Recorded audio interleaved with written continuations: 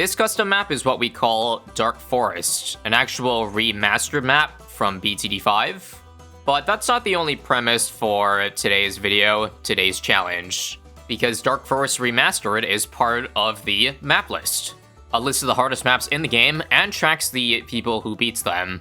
This is my third video on this, but for those who haven't seen previously, just a TLDR, I attempted maps on the expert list that range from casual expert to extreme expert.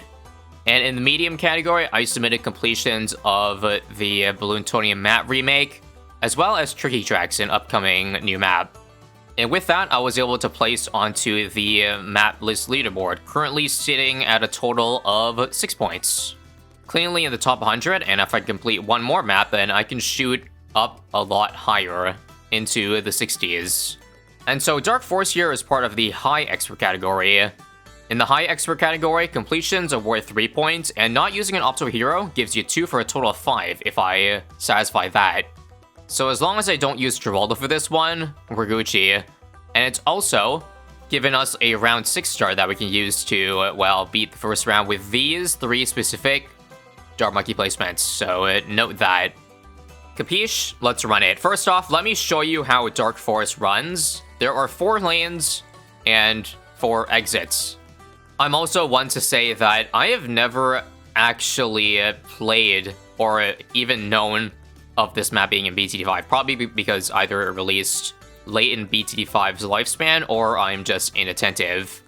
But interestingly enough, even though BTD6 had an extreme category, this map was labeled an expert, which is kind of crazy to think about because it's harder than Bloons Lab, but Bloons Lab is an extreme. So I guess that speaks volumes about the difficulty variation. Oh, so we couldn't be round 6 with these Dark Monkeys. Try again. Alright, watching carefully here, I think this is the run. We got a snipe, and beautiful. Now, round 7, I think I already checked, and I can't beat this without upgrading this to quick shot. So let me do just that. Switch this to first now. And we leaked again. What was it we leaked to? Not that balloon. We're good now. I think we just leave it on first and we're good. Come on. Oh, another missed balloon there. Okay, I found the solution. Keep it on first for the first part, and then switch to strong for the end of round 7. And now check that out. Boom. And now we get a 4th Dark Monkey that I'm going to use to cover, I think, 3 lanes. This spot's good. I don't want to waste too much time in the early game, so hopefully this just does it. Now, a 5th Dark Monkey because we need some help over here. Right now, there's only 1 Dark Monkey for the lane that exits on the right side, the top right side.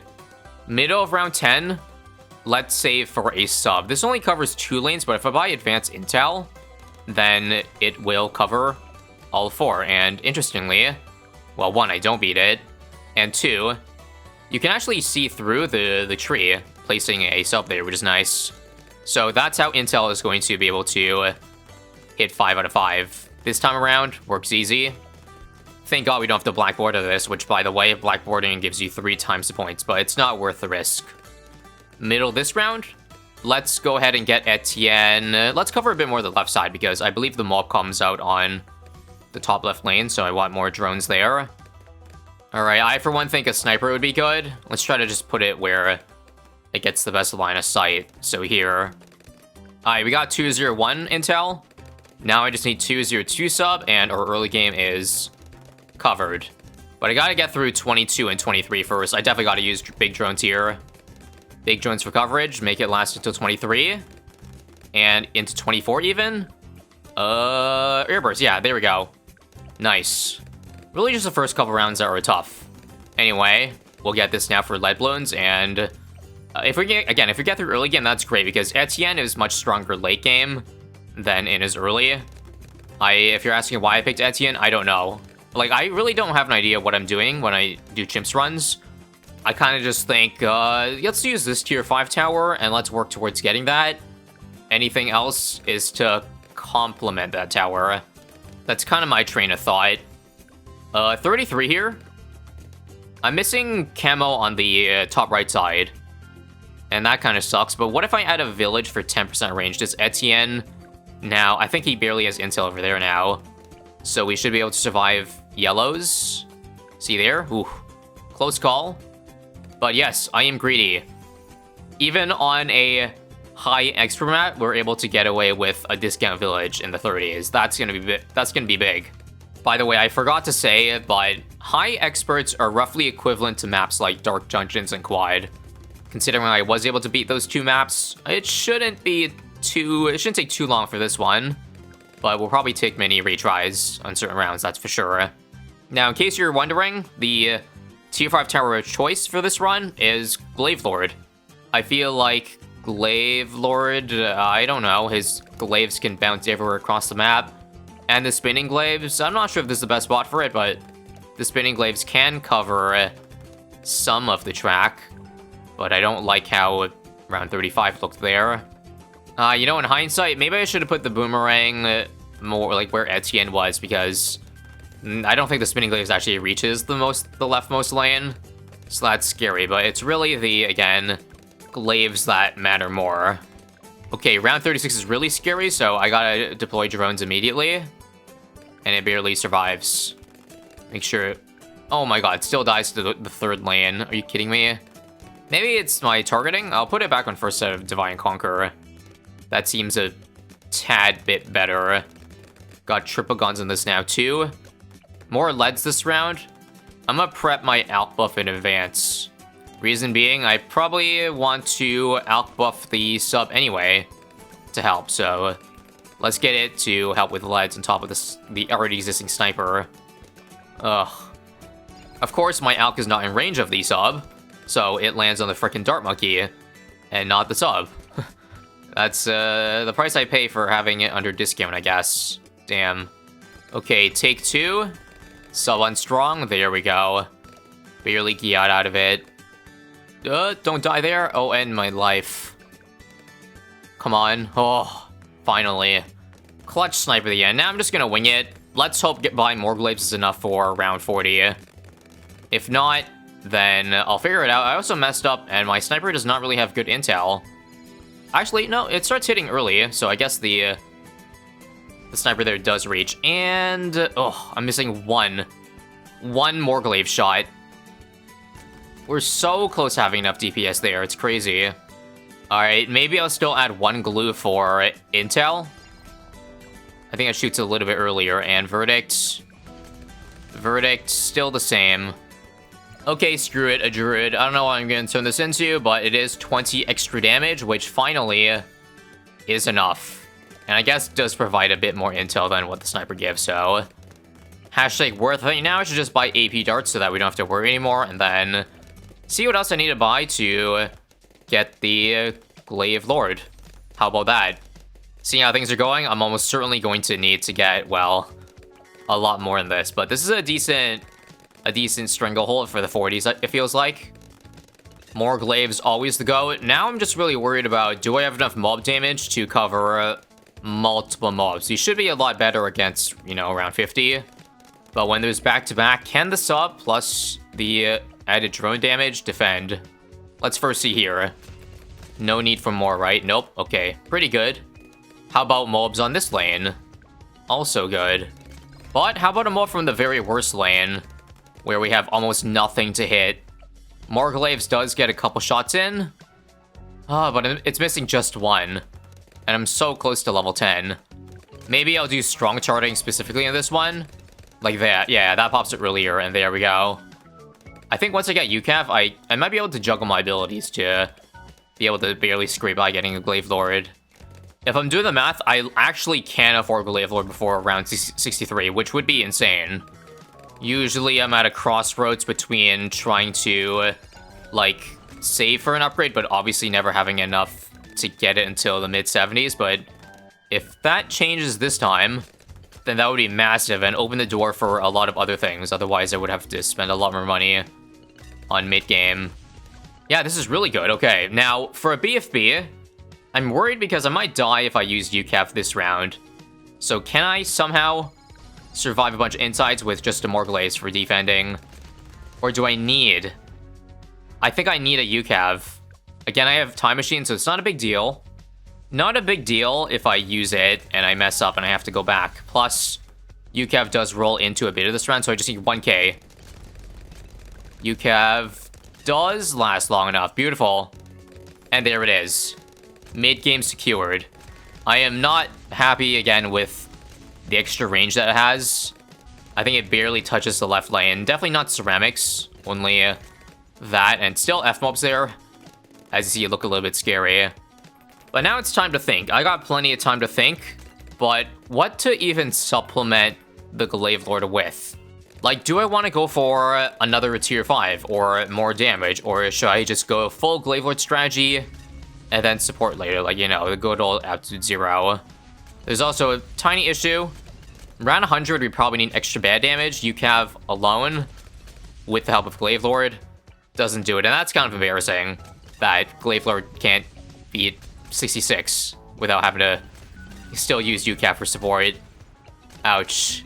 On the bright side, I think I found an amazing spot where I get a glue gunner to hit all 4 lanes. So before getting anything else, Relentless is probably on the horizon.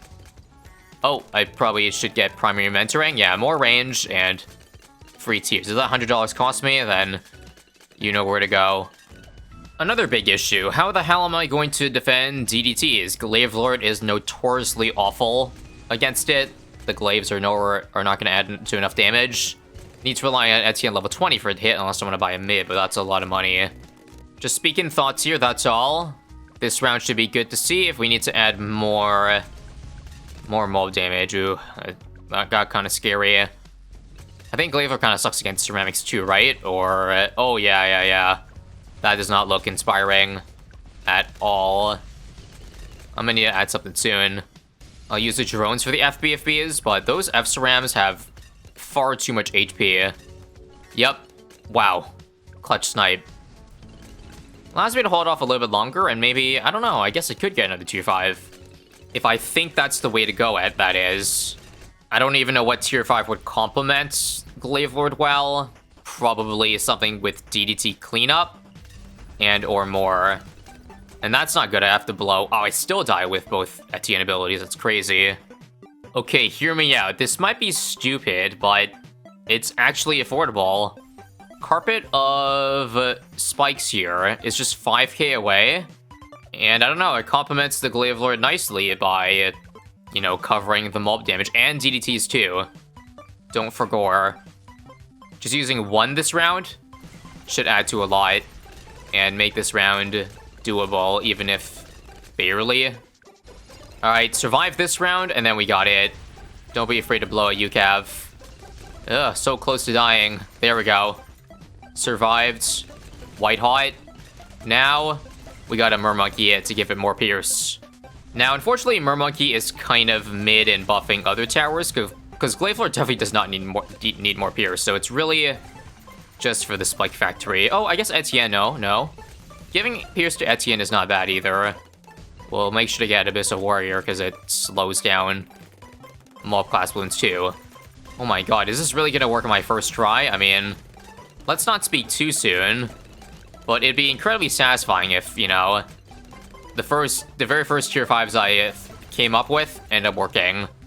But again, we're just getting started here because there's still 2 higher categories, higher difficulty of map categories after this one. So consider this a warm-up, and I do, oh my god. It's really that rightmost lane. There's barely any spikes landing there, and my Glaive Lord barely touches it. I guess I have to blow a UCAV on it. Once I get promo UCAV, it's gonna be much better. Then I actually have something to constantly attack there. Just need a couple more levels and hold the line. I think I ought to use another UCAV here. Yep. There's a lot up there. I'll use another Carpet Spike too, just because it'll definitely be up for around 95. And got it. Level 20. Achieved. But the issue is that if I use UCAV last round, I don't have it hit DTs this round, so it's got to be all on the Carpet Spikes. But thankfully, this round's not very dense, and Carpet Spikes thrives under non-dense stuff. UCAV is back up, by the way. I can freely use it now if I need to. Come on, hold. Oh, those Bloons look scary. I'll use a big UCAV now. But ladies and gents, we're doing it. 96 done. 98's definitely going to be one of the harder ones out there. But I believe we can do it too, with proper ability timing. And 33k to work with. Seriously. That's a lot of money. I'll blow both abilities now, but I'm probably dead. Yeah. F-Cerams. Alright, let's just wing it. So, an Aptitude 0 is down to 8k. But thankfully, that's still enough money to get a first strike for extra damage if I need it. And I probably do need it for around 100. Shall we see how that changes things? Bruh, it now outbuffs the first strike, but that doesn't really matter too much. We'll use a big freeze now. And that should buy us plenty of time. Plenty. I'm just holding on to see if I need to... oh god. Use Perma UCAV, because I need it for 99. I really do. The global freeze of Aptitude 0 is insane, by the way. Insane. Nope, I'm dead. Okay, Perma UCAV now. And having it much earlier makes things much easier. Go figure. Okay. I got Carpet for this round, but if I can hold on to it, that would be amazing. So that I have all firepower coming into round 100. And check this out. Check this out. This could be it. It just kind of sucks, because my Carpet Spikes has barely any spike spawning here. And also... did you see that weird loop the bat took? It's kind of wonky. I'll wait for Carpet of Spikes to be used now, because the spikes on the other lane, I think, also land, and I can't see the HP. Okay, this is it. First strike now? It was a bit early on that, but it doesn't really matter, because we're gonna beat this shit. That's right. Our first high expert map completion, and I'm pretty happy with how it played out. My first plan worked relatively cleanly, and I'm excited to take on an even tougher map next. If you guys want to see that, then do let me know. 900k pops on this guy, 300 on Etienne, 600 on a Carpet, for those curious. And with 5 points from that one, we should now be tied for 57th on the leaderboard. One step closer to the top, I guess.